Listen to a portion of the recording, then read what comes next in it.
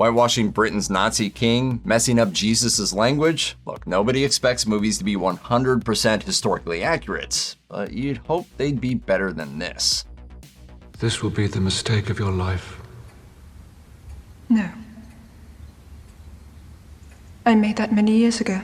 If you mean making a historically inaccurate film, then yeah. In The Duchess, Keira Knightley stars as the Duchess of Devonshire, one of the most captivating figures in early modern British history. Sadly, though, the film shears away some of the Duchess's most complex and interesting characteristics. The real-world Duchess of Devonshire, Georgina Cavendish, was one of the foremost trendsetters of her day. Oh, and she was also a compulsive gambler and emotionally intense to the point of writing letters in her own blood. Yet, the Duchess smooths out the Duchess. Her gambling, drinking, and blood writing are limited in the film, as is her role as a fashion influencer. She wears some great costumes, but they're not clearly connected to her own knack for setting trends. Cavendish's political activities are also soft-pedaled, portrayed as something of a phase instead of one of the great projects of her life. Other aspects of Cavendish, such as her friendship with Marie Antoinette and work as a published author, are omitted altogether. Few figures in her era are quite so deserving of a biopic as Cavendish, but the sad truth is we still haven't seen a film that truly captures the madness of her life.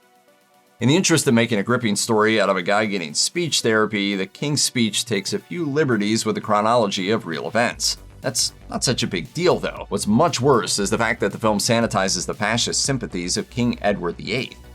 Yearning for a larger audience, are we, Bertie?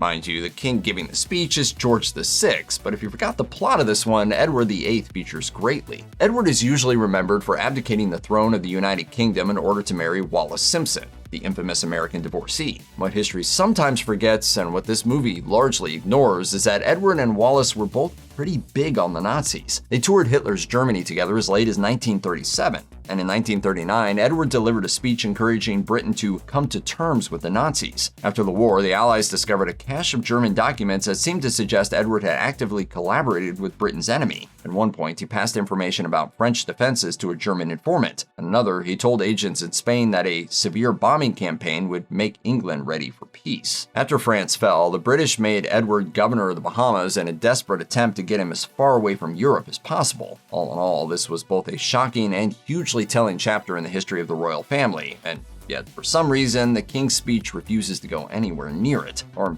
maybe it's the obvious reason. Don't want to muddy up the feel-good stutter story with some Nazism.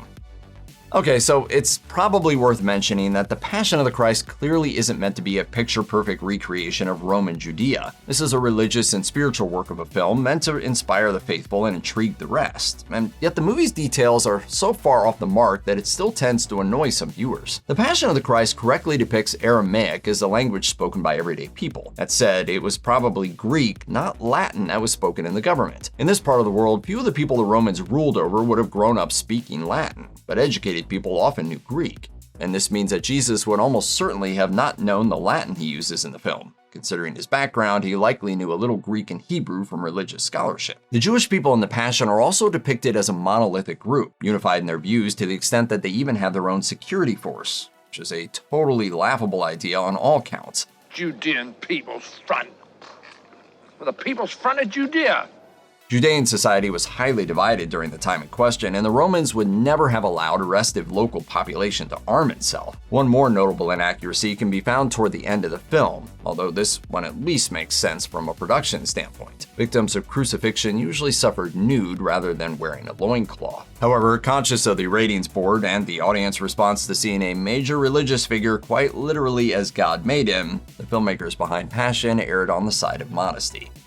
The Imitation Game is a biopic about the life of mathematician Alan Turing. Turing was a brilliant and tragic figure, one who spent years maligned by the country he helped save, which makes it all the more astounding that the movie seems to accuse him of treason. The real Alan Turing worked on wartime code breaking during World War II. You know him from the Enigma machine deciphering. He also created the famous Turing test, a method of determining whether a computer can think like a human being. This big paper you wrote, what's it called? The Imitation Game. So far, so impressive, right? But Turing also happened to be gay, And so despite his many incredible achievements, the British government turned against him. Convicted of gross indecency in 1952, Turing was forced to take female hormones to kill his sex drive. He took his own life 2 years later. What's worth knowing here is that in Turing's day, queer people weren't allowed to work in sensitive government departments because they were felt to be inherently untrustworthy. For some reason, the Imitation Game takes this untrustworthiness as a given, as the film depicts the Soviet spy John Cairncross blackmailing him over his homosexuality. Cairncross was a real person, but he didn't work with Turing in real life, and there's never been any evidence whatsoever that Turing was disloyal to Britain. The film seems to lean into the idea that a gay person would betray their country in order to conceal their sexuality.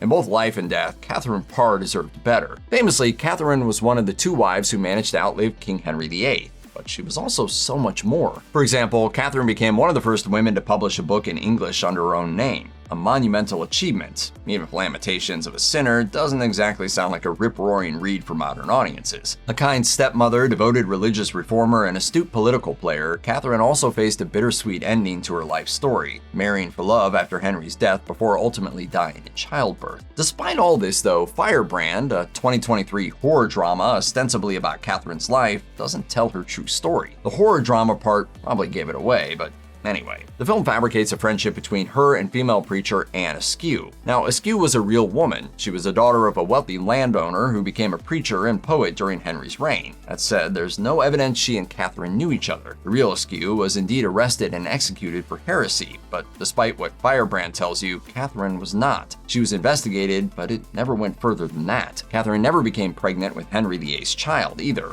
and she most certainly did not kill him. I am not your Elizabeth. I am no man's Elizabeth.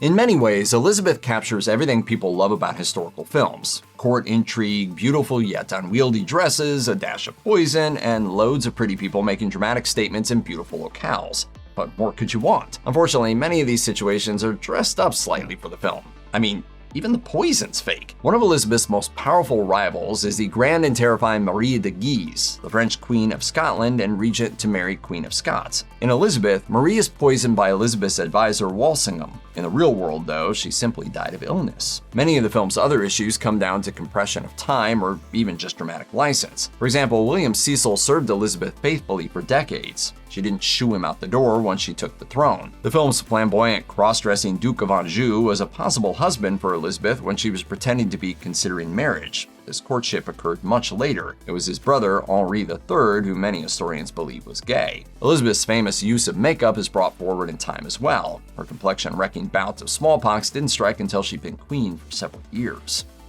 The sequel to Elizabeth, Elizabeth the Golden Age, returned with more intrigue, more dresses, less poison, which is good, and more inaccuracies. Like its predecessor, The Golden Age compresses time to make its narrative more suitable for a film, but it also makes a bunch of stuff up. Many of the inaccuracies revolve around Elizabeth's cousin and chief rival, Mary, Queen of Scots. While Mary did spend the last period of her life in Elizabeth's custody in England, the character in the film doesn't quite match that of her historical counterpart. Mary grew up in France and therefore spoke with a French accent. Actor Samantha Morton's lovely Scottish twang is charming, but highly improbable. The real Mary would have also been placed under tighter guard than depicted in the film, and her execution is sanitized too. In real life, the executioner needed more than one strike to kill Mary. He also failed to account for her wig afterward, causing him to drop her severed head when he lifted it up for the crowd to see. The Golden Age also changes the Great Battle against the Spanish Armada. While the battle was certainly an English victory, the English fleet was far larger than depicted in the film, and the Spanish fleet slightly smaller. Sir Walter Raleigh didn't fight in the battle either, and Elizabeth gave her speech at Tilbury after the Spanish fleet was defeated. Let them come with the armies of hell! They will not come! And the young Spanish princess that the film's King Philip II was plotting to put on England's throne? She was an adult woman in 1588, the year of the Armada, a future in the Low Countries already planned out for her. The opening sequence of 2004's The Phantom of the Opera adaptation is one of the best in a movie musical. A ruined old theater is suddenly revived, with dust flying away, colors regaining their vibrancy, and fallen chandeliers springing back to life as a famous theme from the stage show begins. And then they ruin it all with a single caption: Paris 1870. For most of 1870, France was doing what they do best. Sorry, France.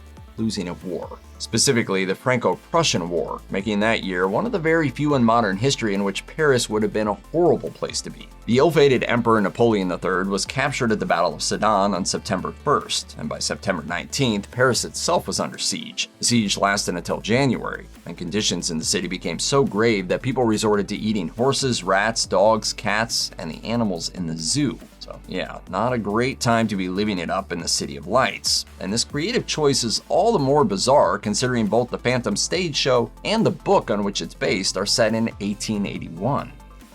The madness of King George can be forgiven for massaging the political consequences of George III's mental illness. There probably aren't many people out there who'd watch a movie about Britain's early modern parliament. The film's treatment of George's actual illness, however, has some more explaining to do. The Madness of King George takes for granted the popular but unproven theory that George's illness came from a genetic disease called porphyria, which is a kind of rare red blood cell disease. Porphyria can cause psychiatric symptoms, but it's much more of a physical illness, which is at odds with the film's focus on the behavioral treatment received by the king. Further analysis of historical evidence has led some historians and medical experts to believe that George suffered from bipolar disorder rather than porphyria. Perhaps worst of all, the film doesn't even address the full breadth of George's illness. It only covers his first serious episode, which took place from 1788 to 1789 and ends with his apparent recovery. In reality, though, George fell seriously ill again in 1811. He was rendered totally incapable of governing until his death in 1820. The assassination of President John F. Kennedy remains a stunning tragedy in our nation's history. A young and popular president shot to death in broad daylight while seated next to his wife and surrounded by Secret Service agents. It also remains fertile ground for conspiracy theories, involving everything from the CIA to communist spies to the mafia. It's a mystery! It's a mystery wrapped in a riddle inside an enigma! Oliver Stone's main ambition seems to have been cramming every single one into his incredibly well-made film, and the historical accuracy suffered as a result. Stone once told the New York Times, "It is not a true story per se. JFK is as far from a documentary as it can possibly get, yet it's so well crafted that it often makes people think it's more accurate than it is." The Washington Post calls the film, quote, "barely factual."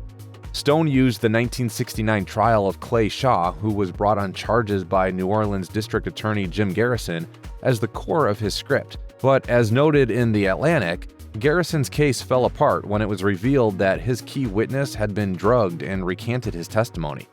Stone solves this by deleting the actual witness and replacing him with a fictional character played by Kevin Bacon. And that's just one of the many brazen fabrications the director presents with the utmost seriousness. Gladiator is a great movie. The story of a Roman general who is betrayed by the treacherous son of the emperor and forced to fight as an anonymous gladiator in order to get close enough for his revenge. It evokes the Roman Empire extremely well, even if it is a film notorious for the magical pillow that appears under Russell Crowe's head during his death scene. Are you not entertained? Are you not entertained? But as good-looking and dramatic as Gladiator is, when daily history broke down its historical accuracy, it was found to be completely wanting.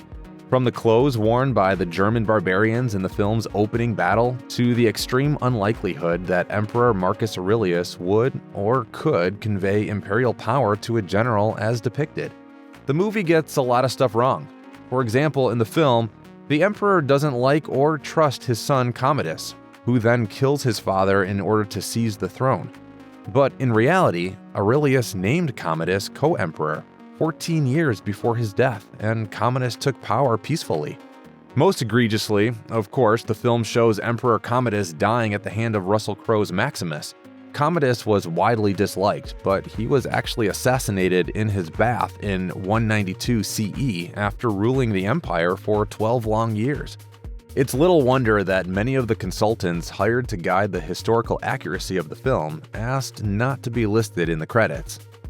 U-571 is a tense, entertaining war movie about an American submarine crew that poses as German sailors to board a damaged German U-boat and steal the Enigma code machine on board. The Enigma machines were used to decrypt coded messages for the Nazis, and the Allies' inability to crack those codes was a real problem in the early days of World War II.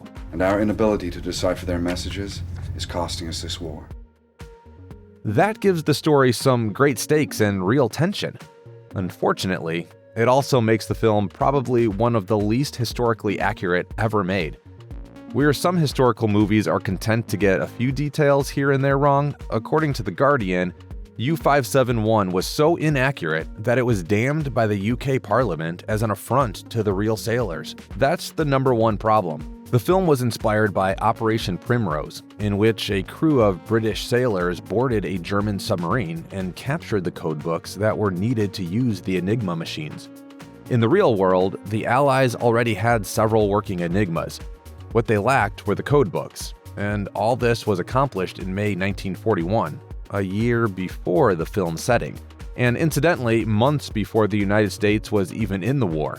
No wonder the British weren't happy that the film showed Americans being the big heroes when they weren't even involved. The fact that U-571 was never captured but was actually sunk in 1944 is just icing on the cake. Samurai are cool. In 2003's film The Last Samurai, Tom Cruise plays a former US Army officer who's going through some serious PTSD and who takes a job helping to modernize Japan's military. He's seduced into supporting a doomed but noble samurai rebellion, training to become a samurai warrior even as the way of life they represent is about to be destroyed forever. You believe a man can't change his destiny. I think a man does what he can. It's an excellent narrative, and it's largely based on the true story of Saigo Takamori. As historian Mark Ravina explains, after helping to restore the power of the emperor in what is known as the Meiji Restoration, Takamori was shocked when the emperor turned around and stripped the samurai of their power and privileges. So Takamori led a rebellion. Unfortunately, the film isn't very concerned with historical accuracy. While it's true that Japan hired Western consultants like that, none of them were American. And the samurai were also familiar with modern weaponry and would have used firearms in their battles. Worse, the samurai cause isn't presented realistically. In reality, it was more about class. The creation of a modern professional army elevated a class of people the samurai regarded as beneath them, and the main motive was to maintain their power and wealth. And of course, the film shows ninjas attacking the samurai. Ninjas make everything better, but Japan hadn't seen actual ninjas in centuries by that point in history. Argo is a great movie, based on the real-life rescue of American diplomatic workers hidden by their Canadian peers for months after the Iranian Revolution in 1979. It's easy to see why it won the Oscar for Best Film in 2013. The story of a fake sci-fi film production funded by the CIA as cover for a tense rescue operation is entertaining as heck. Look, I gotta tell you, we did suicide missions in the Army that had better odds than this. It's too bad that almost nothing shown in the film actually happened. It might as well be considered fiction. Sure, the whole fake film operation that allowed the Americans to assume the identities of a Canadian film crew in order to escape Tehran is 100% true. But as IndieWire reports, almost all of the details in the film are wrong. Scenes like the one in which the Americans are forced to somehow pretend they know what they're doing in a public market while suspicious Iranians watch them closely, or when the Iranian Revolutionary Guard chases their plane as it races for takeoff, simply never happened. And as Slate notes, the character of Lester Siegel is entirely fictional, as the movie erases several real heroes who actually existed and risked their lives to perform the rescue, most of whom were actually Canadian. Roland Emmerich is a director known for two things: big, splashy, effects-driven movies, and wild historical, scientific, and general inaccuracy. That doesn't make his films any less fun to watch, but it does land them in videos like this one. And 10,000 BC may be Emmerich's greatest achievement in terms of historical inaccuracy. The film's list of lavish historical errors include the depiction of civilization using steel, where the earliest examples date to about 1800 BC. And then there are those enormous, thriving cities happening thousands of years before the invention of agriculture, or, the invention of cities.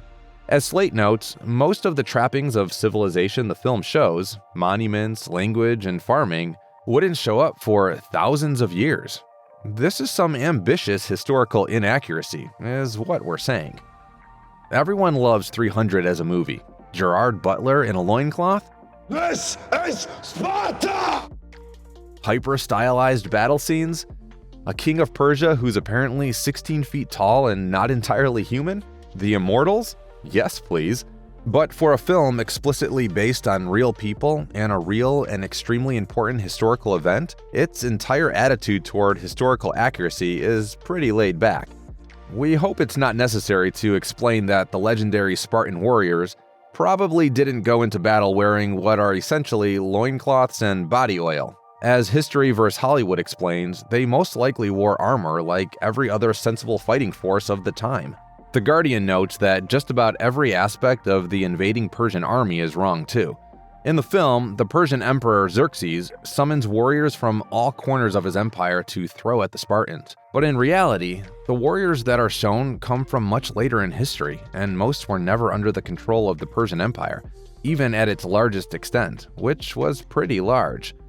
But the film's worst sin is positioning the Spartans as defenders of democracy and freedom. In reality, they were a society built on the exploitation of slave labor, but you wouldn't know that from the film. Enemy at the Gates is a 2001 film starring Jude Law and Ed Harris as rival snipers, the former defending Stalingrad for the Soviet Union, the latter part of the invading Nazi forces, who engage in an epic showdown that turns the tide of the battle. It's a tense and gritty story set against one of the most famous battles in modern history, one that's estimated to have lost as many as 2 million soldiers over the course of the siege. Many see the battle as a turning point in World War II, as the Nazi forces were trapped and slowly whittled down over the course of 5 months, until they finally surrendered because they literally had no food or ammunition left. According to historian Anthony Beaver, Paramount Pictures bought the script with the understanding that it was based on a true story, which was awkward because he had just discovered evidence that the whole story was essentially an invention of Russian propaganda.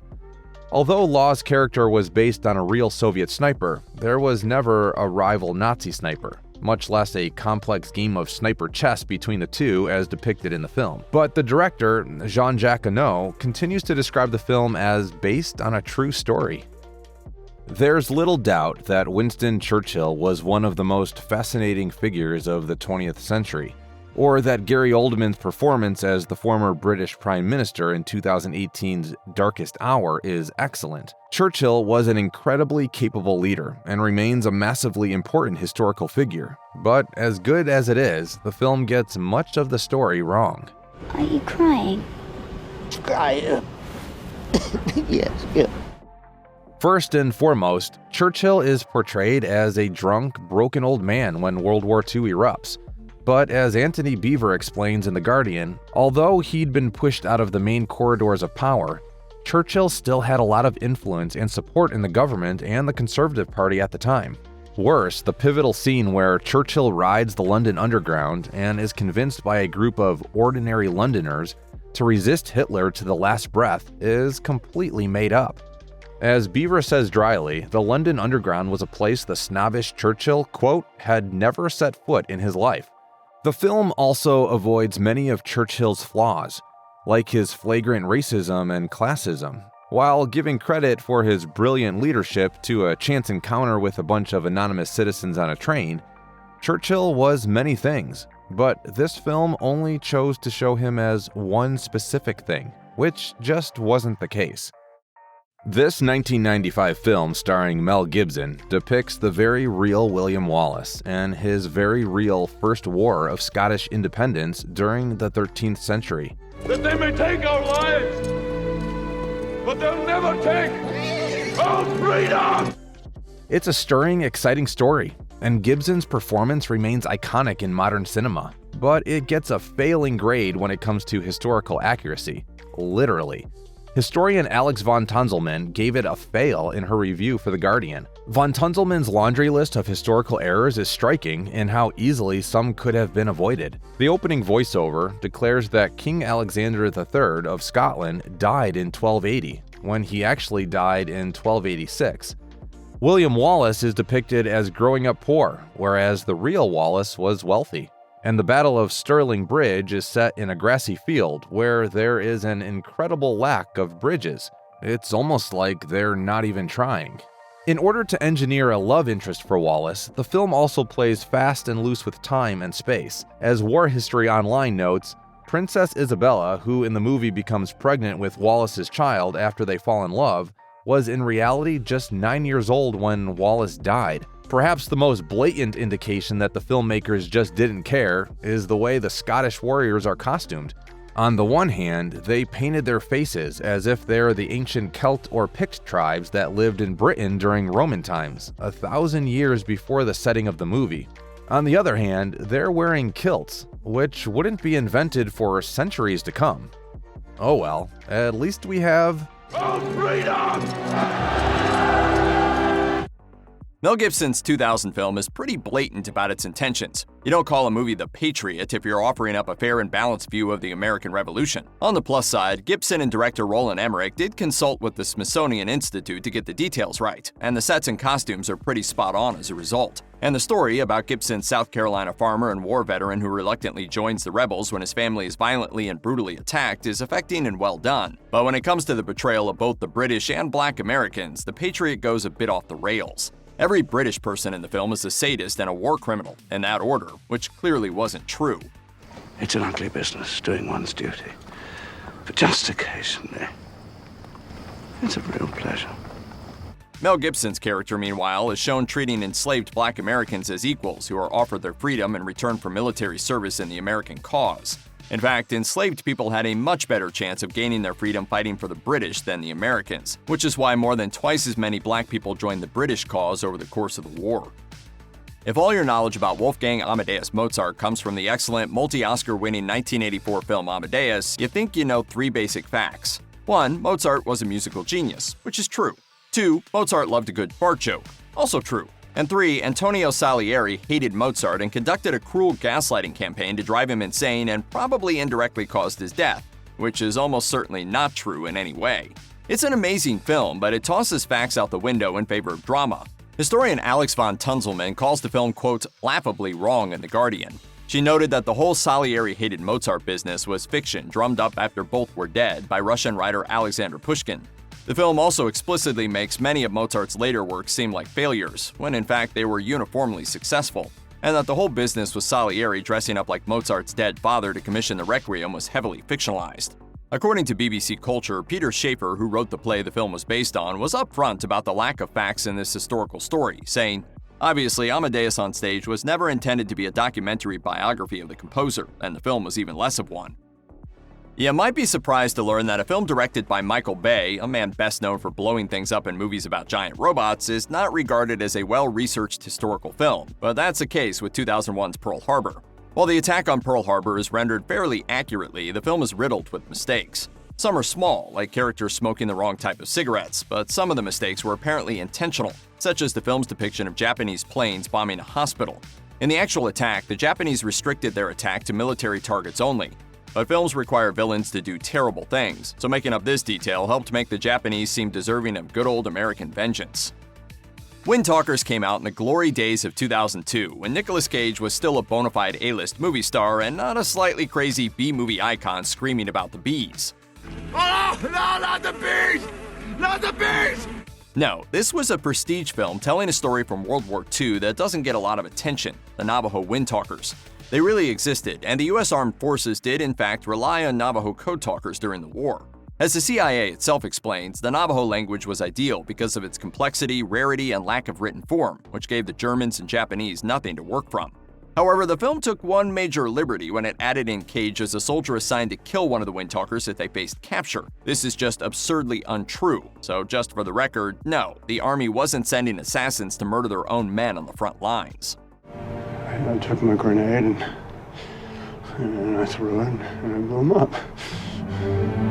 Flyboys was a 2006 film starring James Franco as a World War I pilot. It's also a historical mess for a bizarre reason. The military advisor they hired to consult on the film was a fraud. Yes, it's true. John Livesey claimed to have served in the Parachute Regiment with combat experience in the Falklands War and Northern Ireland, but in fact his service was entirely in the catering corps, which may explain why simple details like the model of plane being flown were totally out of whack. You think a six-shooter's gonna help you up there? Well, whatever you were using didn't seem to do you much good. Oliver Stone's whole aesthetic could be described as reality adjacent, so literally no one expected his 2004 epic historical drama Alexander to be an educational film about the man who once conquered most of the known world. But the movie is so disdainful of historical fact that it's basically a work of fiction. According to dailyhistory.org, Stone completely distorts just about every detail of Alexander the Great's life. The historical figures are depicted as younger than they actually were, and Stone deletes important battles from the story, combines others for no reason aside from convenience, and misrepresents how formidable Alexander's enemies were, especially the Persians. That means that the film actually fails in one of its main reasons for existence, exploring the military genius of Alexander. And then there's the fact that it treats the idea of Alexander being bisexual as some sort of major scandal. In fact, our modern-day conceptions of sexual orientation didn't really exist at the time, and it's more likely people of Alexander's day wouldn't have cared at all. Just because your film is an animated feature aimed at kids doesn't let you off the hook for historical accuracy. Disney's Pocahontas is a delightful movie that unfortunately fails pretty big time when it comes to getting its facts straight. First, they invent a romance between Pocahontas and Captain John Smith that didn't happen. Then, in order to make that romance work, they change her age. In the film, Pocahontas is an adult, but in reality, she was only about 10 years old when she met the 27-year-old Smith, which makes their on-screen romance a little creepy if you know the actual facts. Finally, the movie ends when Smith returns home to England and Pocahontas decides to stay behind with her family. But in reality, Pocahontas did marry an Englishman many years later and sailed to England with him. In other words, the only version of the Pocahontas story that got more wrong than Disney did was Avatar. It's true that we know next to nothing about Shakespeare's life. There are entire periods of his life that are a complete blank. That makes it easy to just make stuff up, of course, but Shakespeare in Love makes the weird decision to also fictionalize the only facts we do know. That's because the film suggests that Romeo and Juliet and several other works by Shakespeare were inspired by an actress who breaks tradition and the law by dressing as a man to pursue her love of acting. In reality, many of Shakespeare's plays were heavily based on pre-existing works that he was reworking. Plus, the film is explicitly set in 1593, and many of the works in the film weren't composed until nearly a decade later. Black Hawk Down is a thrilling war movie. Depicting the Battle of Mogadishu in 1993, the movie follows a group of U.S. Special Forces soldiers who have to fight their way through the streets against the forces of a vicious Somali warlord. That's based on a real event, and the film does a reasonably good job of depicting the desperation of urban warfare. Unfortunately, as The Guardian points out, the film gets a lot of really important aspects of the events absolutely wrong. For one, it ignores the high number of civilians killed in the action, making it seem like everyone who dies was a voluntary combatant. It also completely ignores the presence of child soldiers, preferring not to deal with the complex moral questions attached. Perhaps the most egregious is the way the film portrays the American forces not only as mostly white, but also as acting alone, when in fact they were supported by a large number of Pakistani and Malaysian soldiers. These soldiers were our allies and were heavily involved in the battle, but they are completely deleted from the story. The only Pakistanis we see are fawning servants waiting for the soldiers back at their base. Pakistan's then-president Pervez Musharraf was so irritated about this that he denounced the movie. John Wayne was one of the biggest stars of all time. He also wasn't above putting his personal politics into films, which is how he made the Alamo as a vehicle for a certain view of American patriotism that wasn't exactly historically accurate.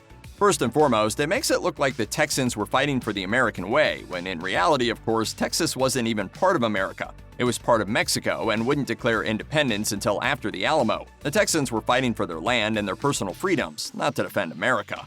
And on a smaller level, the film also gives cinematic deaths to famous figures like Jim Bowie and Davy Crockett. In reality, though, historians believe Bowie was too ill to fight, while Crockett was most likely captured and later executed by the Mexicans, as shown in the 2004 remake, The Alamo. But hey, what are a few inconvenient truths when you have myths to promote?